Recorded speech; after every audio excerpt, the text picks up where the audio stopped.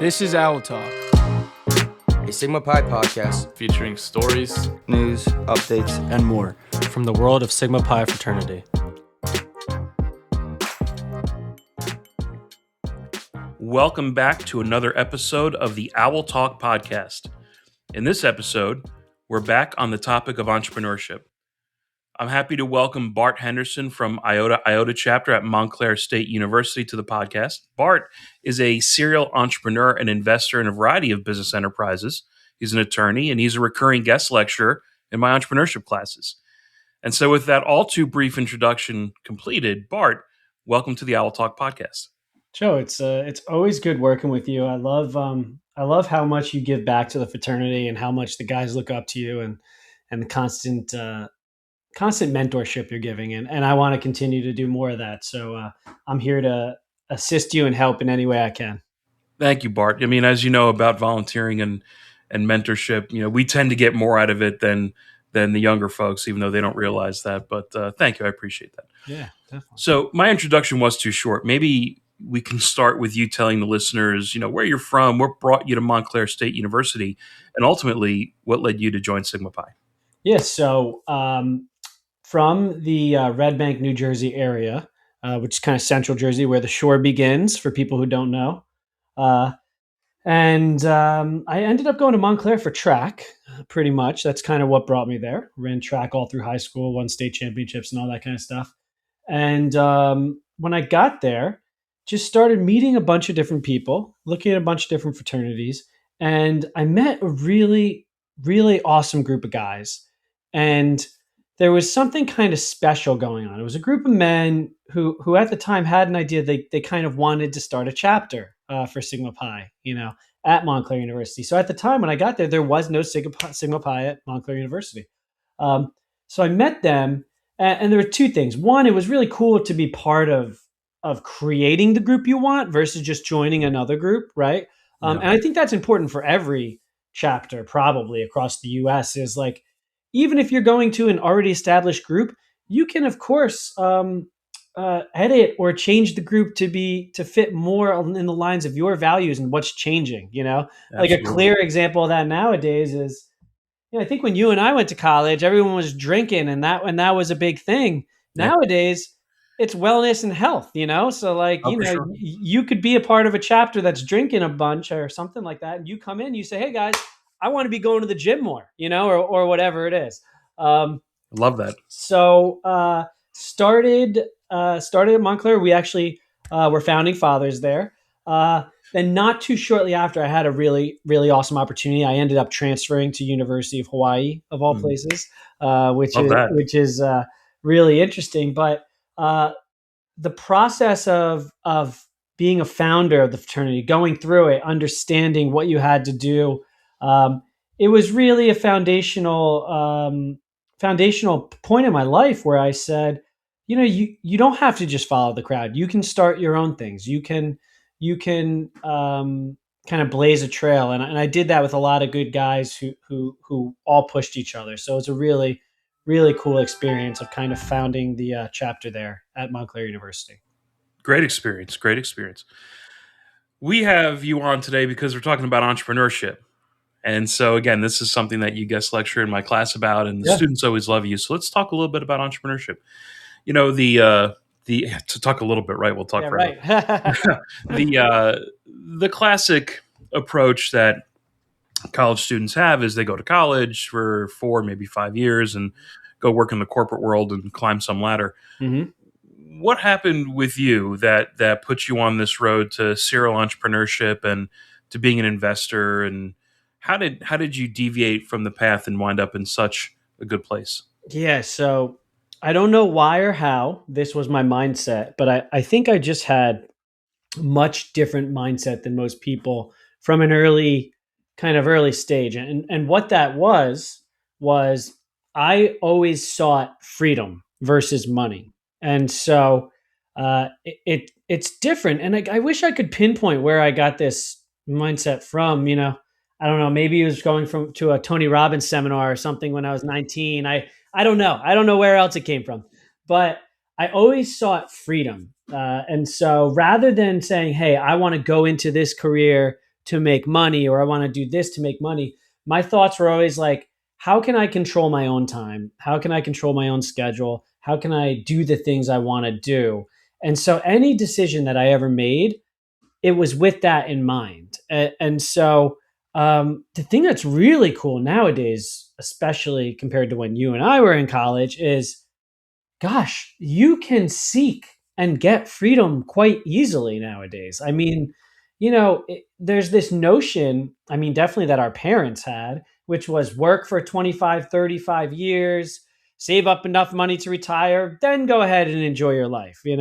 Um, so our generation and this new generation, it's kind of flipped on its head, right? It's like, no, you can go and enjoy life now, and that's what we're here for. So really, I mean, to so many men out there, you can do what you want to do now. You don't have to wait to have all the money in the world. You don't have to wait to hit it big or anything. Like, you want to travel the world, there's a lot of ways you can teach English as a second language and travel the world and live well. You could have English as a second language and have another job online and travel the world. I mean, I have a friend who has 3 full-time jobs right now. I mean, and he works remotely. So it's really interesting. And then I'll just bring up one other piece of advice that I've really learned in the last year, or at least that I've seen firsthand, which is so in Agora Guild, it's a high achieving men's network, and we've grown. I've done what's called the wildest dreams exercise, which is we come and we talk about what are our wildest dreams? How do we push those forward? How do we actually make those come true? And one of the things that I've learned, I've done it with about 90 men now, the wildest dreams, and I always hear the same thing, Joe. It's I need to work super hard to make a bunch of money to be able to then spend more time with my family and do the things I love. Um, and it's like, it's so backwards that that's how we think about this. Because one of the things I oftentimes say to people is, okay, so your end goal is you need to spend more time with people.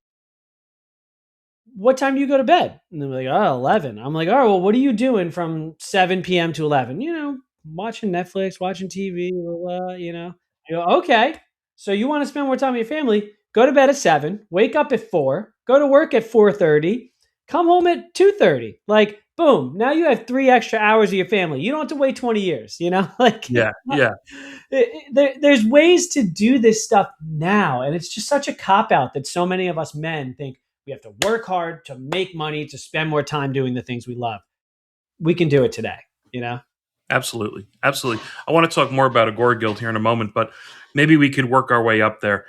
Maybe you could talk to our listeners a little bit about your first entrepreneurial ventures and how you started walking down this path. Cool. So, I actually just listened to a podcast the other day that had Jesse Itzler in it. I don't know if you know Jesse Itzler. Phenomenal. Very successful businessman, and more than business, he engineers his life. And so he put it in a way that I just love. So he's got $5 billion. He's a multi-billionaire, and he said there was one common denominator between every single company that I ever started, and the common denominator was this. He said, I didn't know anything about the company or industry when I started it. And I loved that because it kind of puts into frame like my journey in entrepreneurship is the same thing. It's like, um, you know, there's so much pressure and fear for people that, oh, well, what are people going to think of me? What if it's not a success? What if it's a failure? What if, and then also the thing that people oftentimes do, well, I don't have any experience in that. I don't really know how to do that. And like Jesse Itzler said about every company he ever started, he didn't know anything about the companies or industry. Just start. I mean, really, I really mean it. I don't mean think about it, plan it out.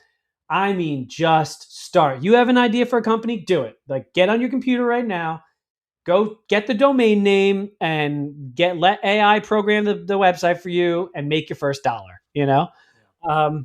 So the entrepreneurial journey for me is I was always kind of an entrepreneur. I had I would sell handprints of my handprint when I would go to my parents' offices. I sold candy door to door, believe it or not, back in the day. Like kids were allowed to do stuff like that. Yeah. I had a landscaping company at like 10 and 12 years old. So like I always was just going out there doing it. I'd say the real entrepreneurship started when I was in law school. I started a company called Henderson Promos. And what I did is while I was in law school, I was printing t-shirts in my kitchen at night. And so I'd come home from long days. I mean, law school is no joke. It's not, Yeah. you know, it's not like undergrad. And so I would study all day. I'd wake up at 5 a.m., meet my study group at 5 a.m. Actually, we'd wake up earlier than 5 a.m. We'd study all day. I'd get home at 8 or 9 o'clock, and like at 11 o'clock at night, I was printing t-shirts in my kitchen. So I started printing t-shirts, started the promo company. That grew to over 800,000 products, top 10 fastest growing companies by Inc. Magazine on the East Coast. So it really grew and took off. And then I had the ability to say like, all right, what am I going to do with the money that I'm making? And it was invest it. And so I started investing in all sorts of companies, golf companies, gold and silver mines, landscaping company. Our recent most companies we're opening a recording studio and a podcasting studio right in Red Bank in the Galleria. I've got Agora Health, which is a full healthcare concierge company. And so we do blood draws for people. We do health coaching. It's really whether people want to lose 40 pounds or whether somebody wants to just like think about longevity and lifespan, peptides, things like that. And then Agora Guild, which is my purpose and passion that I've finally kind of found in life. So I like to keep it fun. I like to be challenged. I like to work with good people. But I will tell you, entrepreneurship is hard. It is that simple. There's no way around it. You get punched in the face all the time. And the thing that I've seen is the common theme of I've seen very successful people, like top attorneys. I've seen people who worked for real estate, private equity funds, and things like that jump in entrepreneurship, and a year or two later go, no, this is not for me. No thanks. Exactly, because you have to get used to feeling awkward, to getting punched in the face, to losing, it's just part of the game. And so to anyone who's thinking about starting a business, one, just do it. Two, you're going to get punched in the face. There's going to be failures. Three, spotlight syndrome, something I talk about. I think it's a new term that came up in the last 15 years. And it's this idea that through social media, everyone's watching you and cares about what you're doing. The average person, when they post on social media, they only 1% to 3% of their entire audience even sees it, right? Yeah. And beyond that, no one really cares about you except for your mom and dad. I mean, it's like, brother. it's like, I mean, with that said, of course you have your best friend group and stuff like that, but like, no one's like, oh, Jimmy tried to launch a painting company and it failed. What a loser. And guess what? Anyone who does think like that, they're small-minded people, So spotlight syndrome, it's not true. No one's watching you. No one's looking at you. Go and fail. Fail hard, fail fast, fail as often as you can, It's a big, big lesson for people out there, particularly the younger folks listening. Spotlight syndrome, I've heard it called the main character effect. Everyone thinks they're the main character. Yep, that's good. Unfortunately, they're not the main character. I mean, you can be the main character in your own life, but that doesn't make you the main character in the lives of the people around you. And people have to remember that. That's exactly right. I'm curious, with all your work in AI or in entrepreneurship, I'm curious about AI. Yeah, this is really, Joe, we're at a time where it's literally incomprehensible what's about to happen. For years I've been reading about and listening to the idea of universal basic income, UBI, and it almost seems like something like when there's flying cars around or something, like, oh, that's when it'll happen. I think we're going to see universal basic income and things like that a lot sooner than people might imagine. So that's essentially the idea that people aren't going to be able to make income anymore because AI is going to take jobs and things like that. Yeah.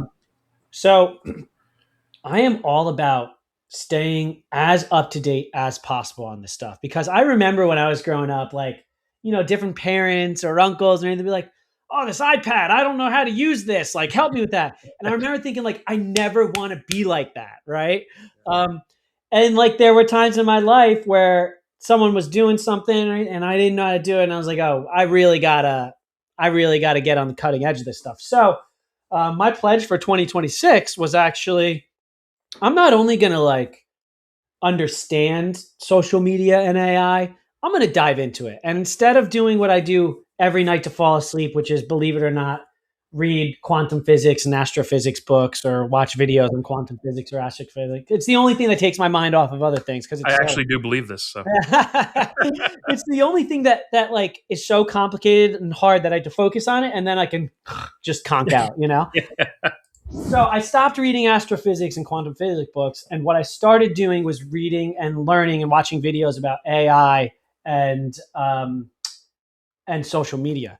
And so the thing that happened with AI in the last year, which is really, again, really hard for at least my brain to comprehend, most people's, I think, is, from the 1800s or whenever exactly, I think it was probably the 1890s. I don't know when cars were actually invented, but when they popularized, right? They've only gotten like 2.5 times faster, maybe 3 times faster than they've ever been, right? As far as like how much faster can you physically go in a car? And so if you look at that over the last 100 something years, then the car has gotten 2.5 times faster. If you look at AI over to the year 2025, according to a lot of sources, AI got 100 times better. 100 times better in 1 year. So what's about to happen? What's coming? It's nearly incomprehensible. So I've been really looking into OpenClaw a lot. I don't know how much you know about OpenClaw. This is, I think OpenClaw is the step that starts to take people's jobs. Like the real solid thing that actually changes things. So OpenClaw, which I'm now implementing, is you have an AI that can do everything on your computer that you can do. So, ChatGPT, for instance, you say like, hey, could you, design something for me, and you give it the parameters and it'll go design it, or it'll come up with something. OpenClaw can actively sign into your New Jersey natural gas account and pay your bill for you. Like it can, it will work overnight. You'll wake up and it will have coded. I know somebody who wanted a CRM, like HubSpot or Salesforce for their company, and they said, do the research. Tell me what the best CRM is. They woke up the next day. OpenClaw had coded a full custom login and use CRM for their company that it made itself. Wow. Yeah. So OpenClaw is now replacing. I have a friend and a partner in my studio who is implementing it for his marketing company. And I said, well, since you started it, what would you say? You say it's like 20% as effective as like a human employee, would you say 20%, 30%, 40%? He said it's about 200% as effective as a human employee. Oh my gosh. Yeah. So this is coming. If you're not using OpenClaw, you're behind, like essentially people on like business owners, things like that. So I'm starting, you buy a Mac mini. The thing is, you have to be very careful with security. You have to segregate it from your computer. It can't be on your computer because it's an AI. And if you tell it, I want to grow my business and that's my goal, it could log into your LinkedIn and email 1,000 people, and it could lie to them because it wants to grow your, your thing. So you have to segregate it from your computer into its own computer. So you buy a Mac mini, you get it set up, you give it an email, and it's just like an actual employee that emails you and does work and stuff like that. That's incredible. That's incredible. So again, I've got a million questions about AI and entrepreneurship, but let's talk about this for a minute. If OpenClaw can go in and do that, and you see that happening, what do humans do now? That's the question, right?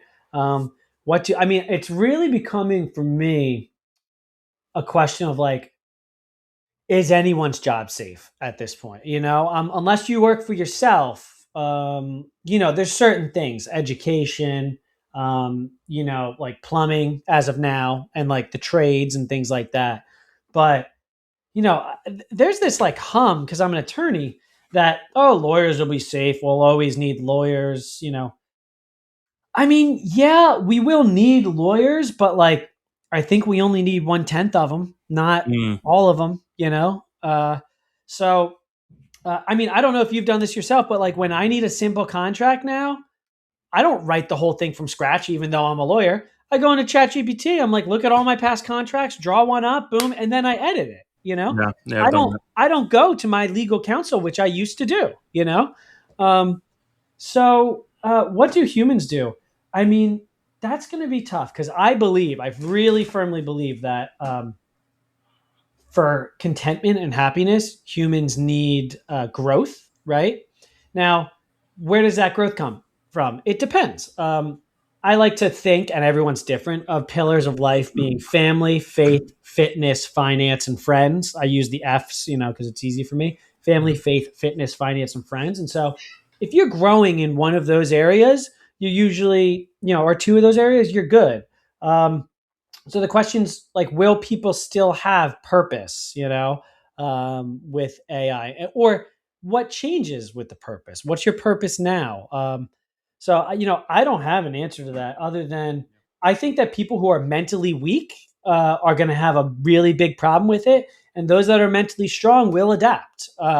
And so when I say mentally weak, I don't mean that in a pejorative sense. I mean, some people take everything as woe is me. This is life. It's happening to me versus as happening for me. Those who say it's happening for me, they'll figure it out. Those who say, oh, AI is taking my job. It's happening to me. It's going to be tough. Speaking about those 5 Fs, we're going to add a sixth one for fraternity. Oh, love Yeah, it. Look at you. Put that right in That's there. a good one. Yes. Speaking about growth, for the listeners, this of course is an audio podcast, but you and I are on video, having a conversation, I guess face to face or screen to screen. Yeah. And so you're sitting in front of a large collection of books. I think I see Traction back there. I see 0 to 1. I think I Yeah. see something about Benjamin Franklin. I see Titan. Yeah. Just which books do you think are good entry level books for folks who are interested in learning more about how to be a successful entrepreneur? Yeah. So, great question. The first, my favorite book in general, which is not about entrepreneurship, and I don't know that this will land with the young guys, the 18s and 20 somethings or whatever. Maybe not, but if you're 30 or 40 or 50 or above, there's a book called The Monk Who Sold His Ferrari.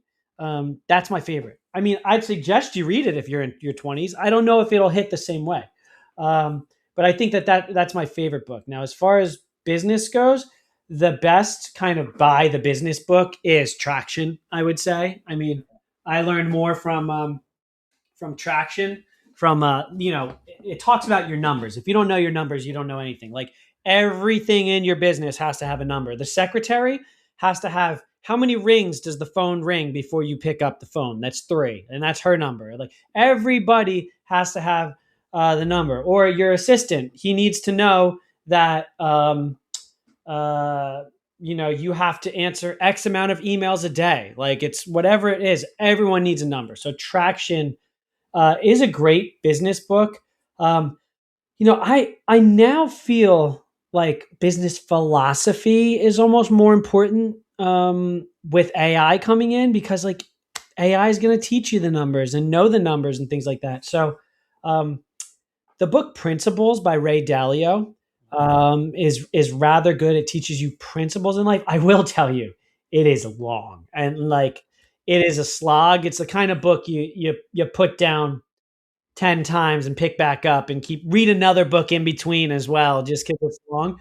But the general concept of the book Principles is the best, which is if you understand your guiding principles in business, you can do really well in business. I mean, I probably read over 100 something business books, so there's a lot of good ones out there. I actually have a website where I have all my book suggestions. It's on Agora Guild's website. So agoraguild.com, and then there's a trusted products page. And if you scroll down, has my top 5 books and then my top 100 books. There's great business book is by Jocko Willink, Yeah. which is, gosh, what's the name of it? Extreme ownership. Yes, Extreme Yeah. Ownership. I'd suggest any man listening to this, that would be my number one book to read, because until you understand extreme ownership, I don't know that you can understand anything in life. It's like if something else happens, it's not someone else's problem. It's your problem and your fault. And I used to do this as a business owner too. I used to say, "Oh, well, how could my employee do that? I can't believe they would do that. Like, how could that happen?" Now I say, "What did I do wrong that my employee thought that was the right thing to do?" You know.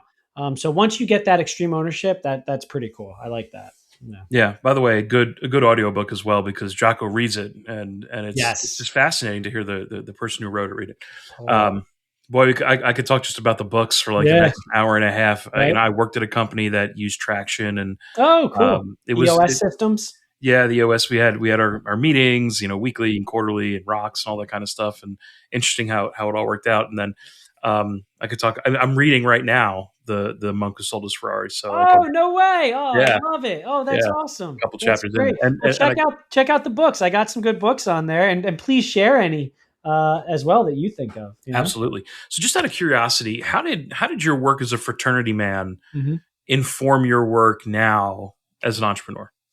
Yeah. So um, it all comes back to understanding community and sales, which I think is what you do in a fraternity. Like we have the nonprofits that we help, in a fraternity, and you have to get people to join your fraternity. That's a sale, right?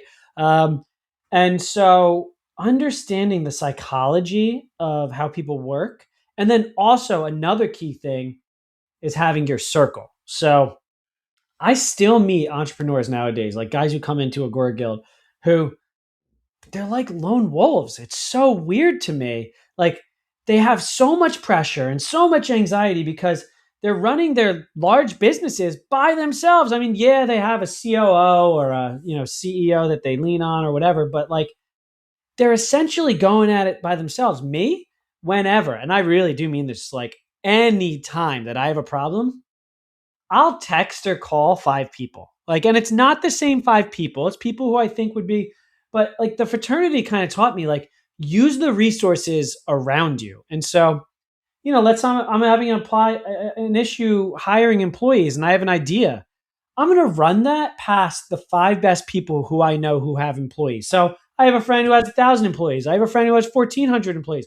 I'm going to call them, right? Because why would I go at this by myself if someone's already done it better? And so I think it's just like learning from the fraternity, surround yourself with people and use those resources, right? It's like so many people, they're afraid to use their resources. They're afraid to reach out to people. You said it earlier in the talk, which was we get a lot more out of mentoring people sometimes than they realize, and that's how most mentors feel, right? So if you're going to ask for help, someone's going to want to help you. They want you to grow, right? And so it's a great resource. So I learned in the fraternity, using the resources around me, and sales. And I think I probably talk about this in your entrepreneurship class every year. But like, if you don't master sales, I don't think you can be successful in entrepreneurship or probably in business in general. Um, Sales is everything. I mean, just think about it. No matter what your company is, no, if it's a if it's a software company, the company's nothing without software. No, the company's nothing unless someone sells the software, And so, um, you're selling your friends on where they need to go to the movies that night because you want to see a better movie. You're selling your friends on which bar you're going to because you like that bar. You're selling everybody all the time. And so there's this negative connotation with sales. But if you don't master it, and you can't be successful. And people say, well, what about someone who works at a university and they're a scientist and they don't need to sell anything? Well, they need to sell that they're going to do a good experiment to get their grant money, Yeah. like everyone's got to, if you work for the government, you got to sell so that you get the promotion over somebody else. So I think in the fraternity you learn, you've got to sell by getting people into your fraternity, right? You've got to sell to get people to the nonprofit event. And so learning about the five people, I mean, the thing that I've evolved with most in my life is the people around me. And so I learned in the fraternity, surround yourself with other people, and continue to elevate with those people. It's great advice. It's great advice.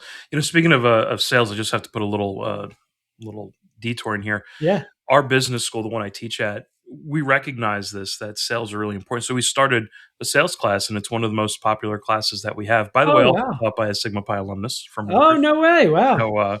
So, yeah, I mean, it's a critical thing, which kind of gets me to this next question.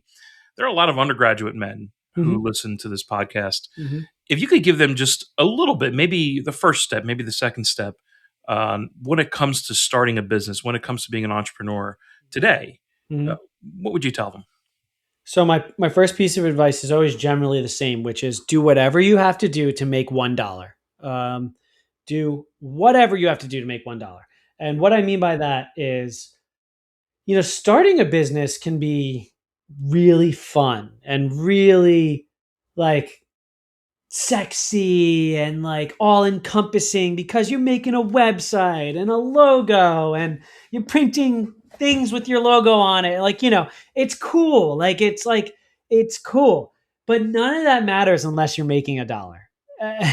And so many people are like, "Oh, I have to get a trademark or I have to get a patent or I can't let people know my idea or well, I have to get the domain and get the website and everything." Do whatever you have to do to make $1. And it's for two reasons. One, because you want to make money right away, right? Two, I hate to be the one to tell you this, but your idea might suck. And I've had shitty ideas. Like I'm telling you, I've had really bad ideas that I thought were good ideas. And I go to make $1 and it doesn't pan out. Um, so I say do whatever it is to make $1. Don't spend if you like have an idea to start. I use a painting company because I think it's such an easy access thing. Like anyone who's listening to this, you can go out and start a painting company today or tomorrow. Like you can go to the store, get the supplies, call your aunt, and be like, hey, you need any, wall painted in your house? I'll do it for $50 an hour. Like I don't know, you know. Um, so I use a painting company. With a painting company, you can go out there and some people would say, well, I need to get a website. I need to get marketing together. I need to, like all this silly stuff, which could take 1, 2, 3, 4, 5, 6 months to do. Or you could just go to the store, get supplies, call your aunt, call your uncle, call a friend, and go start painting walls. And once that happens, then you start doing the things you need to do. Now, I will say, as an attorney, and I'm not giving legal advice to anybody. Of course, there's liabilities you want to be concerned about when starting a company. So, for instance, painting may be a little lower liability, but there are liabilities. You could drop a paint can on a $100,000 rug, like that's a problem. Um, but liabilities aside, I'd say make $1. As an attorney, I'd say make sure you get the appropriate corporate documents in place first. Maybe an LLC or whatever it might be. But as an entrepreneur, I'd say do whatever you can to make $1. Yeah, I love that idea of people saying, "No, I need a trademark, I need a website, I need a logo." No, you need $1 is what you need. That's Boom. what you need. That's it. Last year the fraternity started using a new slogan. It's "Find Your Purpose." Mm. I just wonder, what does that slogan mean to you, and how have you found your purpose in life? Yeah, that's awesome. What a great slogan. I Yeah. mean, I'm so happy to hear that.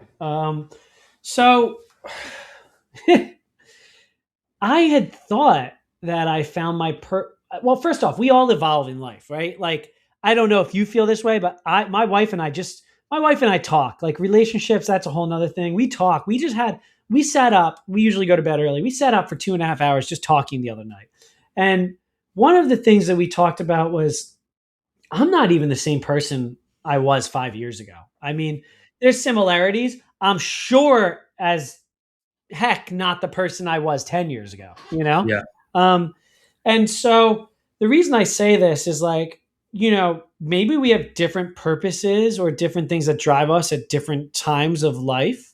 Um, but I think I found mine finally, like the one that'll stick. But look, talk to me in 10 or 15 years, maybe it'll change. Um, so for a long time, I thought I knew my purpose, which was like, I thought I loved business, right? I had Henderson promos. The company was growing. It was crushing. We were doing really well, making good money. I bought a boat. I bought my first supercar. Like I was in this phase of life where that's the stuff that mattered to me. And like looking back, I'm like, oh my God, that stuff doesn't matter at all. Yeah. But uh, you know, I at that time I felt like my purpose was business. And then I opened up a little bit and I really started enjoying investing, and I was like, oh, well, my purpose is investing and making cool companies and growing in business and investing with other people. Um, and I had thought that was my purpose. I always kind of thought it until I recently felt like full truth in my purpose. That might sound woo woo or whatever you want, but uh, once I founded Agora Guild, which is the men's network I lead, and men started changing their lives, that's when I found my real purpose. I mean, that's when things really came together for me. We had one man triple his business in the first year he was in Agora Guild. Another guy lose 78 pounds. Another guy repair a relationship that was about to they were about to divorce.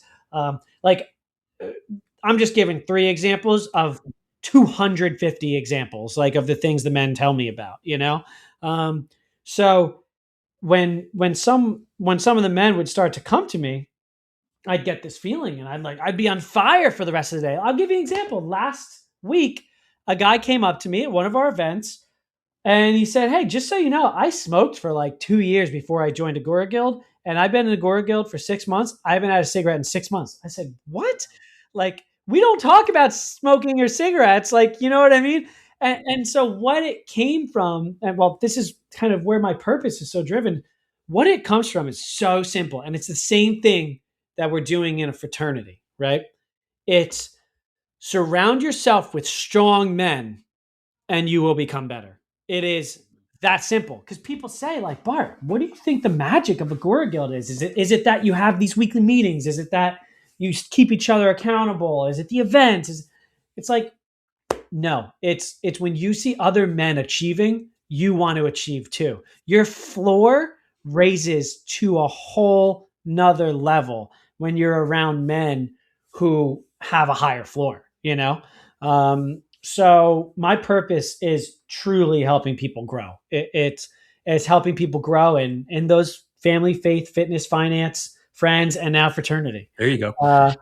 So that's the purpose I found that I feel really driven in. I will tell you, of course, I mean, caveat, like being a father and husband is like the pinnacle of everything in my life. I um, I like couldn't have imagined as much joy and fun as there is in my house. The boys, we like just this morning, we're running and playing and tackling and like, oh my gosh, it is like it's funny because people say it's like you're a kid again. It is totally like you're a kid again, and getting that joy back is really special. So like when I introduce myself, people are always like, "Oh, I'm a lawyer. I'm an entrepreneur." I think from the couple years that I've been in your class, I always say, I am a husband, I'm a father, I'm a Christian, and I'm an entrepreneur and growth coach. So um, the family stuff is first for me. Family and faith is absolutely first. That's a purpose, but it's the same thing. I'm just helping my family grow. It's growth oriented. So Yeah. I don't know. I'm still finding my purpose, I suppose, Jeff. No. That's a great answer. I think that'll help. But I do want, let me say one quick thing, which is I felt pressure when I was 17 and 18 and 20 and 22 and 25 to know my purpose. I have a lot of friends right now who are 42, 38, 50, who are successful. They run or have sold multi-million dollar companies, $1 million companies, and they still feel they don't know their purpose. And so I just want to say that for the young men out there, it's not like you're going to, stumble on to purpose. Like it comes, of course you can do work to seek it and find it, but you don't have to know your purpose at any point in life. You can be a history major in college. And this is another point about starting a company. You can be a history major and come out and start a painting company. Like your purpose doesn't have to be history. Your purpose doesn't have to be computer technology or you can be a business major and you can start a health company. I had my MBA, but I started a health company, right? And so you don't have to pick one purpose and stick to it, I guess. It is a good lesson for the undergraduates listening. Just because you're one major doesn't mean that that's your whole life set ahead of you. I was an English major, and then started a website design and development company. Yep. And spent 20 plus years working in finance and real estate. And now, then I got an education doctorate, Yep. and now I teach in a business school. I mean, you could be all over. Exactly, and it gives you color in life. It makes it exciting for sure. This has been great, Bart. Hey, look, before we go, do you have any maybe final parting words for the listeners? Yeah, I think it's just reiterating what I learned before, which is don't chase money, don't chase hard work to get money to build time. Take your time today. There's always more time. Netflix, I consider it close to the devil or whatever you want to, whatever you want to, Netflix and video games and stuff, because it's robbing your time, the most precious commodity. So I have people come up to me and they go, well, how can you have, this many running businesses and everything? I say, well, how does Tony Robbins have 114 businesses? How does Elon Musk have I couldn't even imagine how many businesses. And it's like, well, being efficient and using your time the way you want, right? And I'm not saying I'm saying one day it'd be nice to be like, Tony Robbins or Elon Musk. But the point is someone else can do it. So why can't you do it? And the answer there is don't chase hard work to chase money to get time. Start using your time today. Take it back. Stop watching Netflix. Stop playing video games. Stop going to the bar at every single Thursday and Friday and Saturday night if you're not getting anything out of it. Go to the gym. Go to an improv night or whatever, right? But you have what you need now. You don't necessarily need more money to get more time. Create time today. Brilliant. This was awesome. Look, if our listeners want to connect with you on social media, online, how can they find you? So my Instagram, where I'm pretty active now, is Bart Henderson ESQ. That's BART Henderson HENDERSON ESQ. So that's my Instagram. My name's Bart Henderson on Facebook. There's BartHenderson.com, and then really AgoraGuild.com. I think a lot of men in Sigma Pi would be obvious candidates to be in Agora Guild. It's a network for driven men who want to take life to the next level. And so, once you get out of college, you always can go back to the fraternity and be around those men. But it's also nice to be around other men who are doing the same things, continuing to elevate in business, family, faith, fitness, finance. So go to agoraguild.com. That's AGORAGUILD.com. Check it out. Might be right for you, Great. Thank you for being a guest on the Owl Talk podcast. Great talking. You can stay up to date on the latest in the world of Sigma Pi fraternity by following us across social media. We are at Sigma Pi, all one word, on Instagram, X, LinkedIn, and Facebook. On YouTube, we are at Sigma Pi fraternity, also one word. Remember, you can always get the latest information on Sigma Pi fraternity at sigmapi.org. Thank you to everyone who listened to this episode, and we look forward to you joining us for the next Owl Talk podcast.